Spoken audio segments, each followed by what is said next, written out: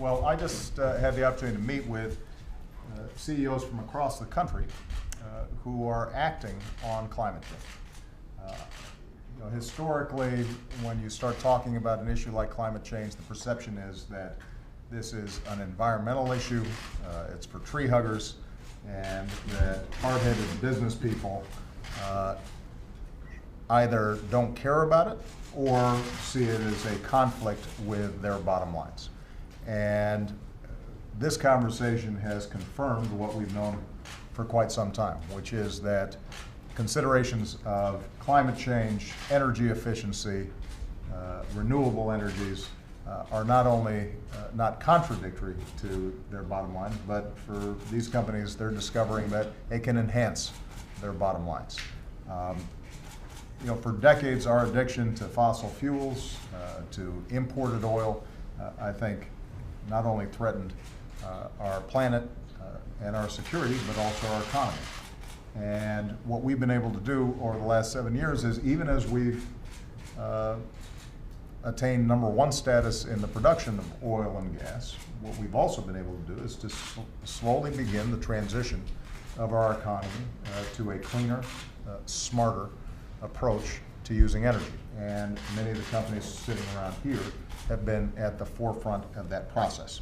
This progress isn't just creating a safer planet, it's also creating jobs, it's creating business opportunities, and it's something that customers are increasingly looking for. Right now, we've got 81 companies who've signed on to what we're calling the American Business Act on climate change. They operate in all 50 states. They've got about 9 million employees collectively, and about $5 trillion worth of market cap.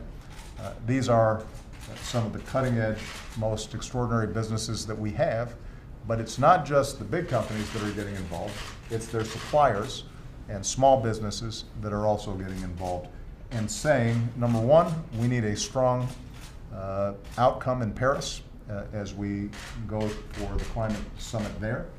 And #2, we need to have a partnership between business and the federal government, state government, local government, non-for-profit sector, all to continue to achieve aggressive reductions in our carbon footprint here in the United States as America as a leader.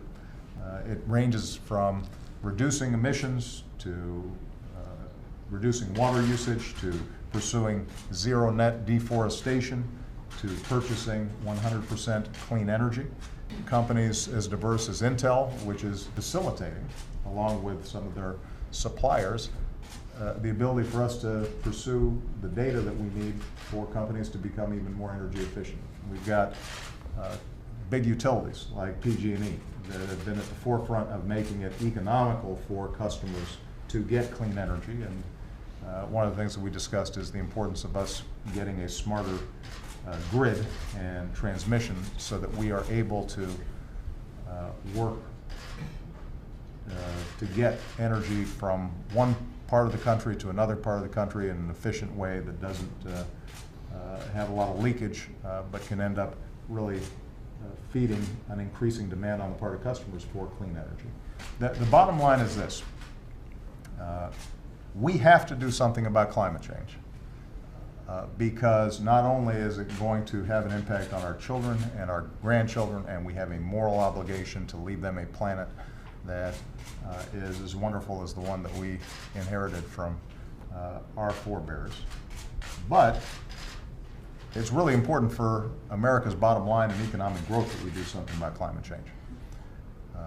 If we are at the forefront of this, if we are the innovators, if we are the early adapters, if we are the example setters, then we're the ones who are going to be creating and selling the products and services that help the entire world adapt to a clean energy future.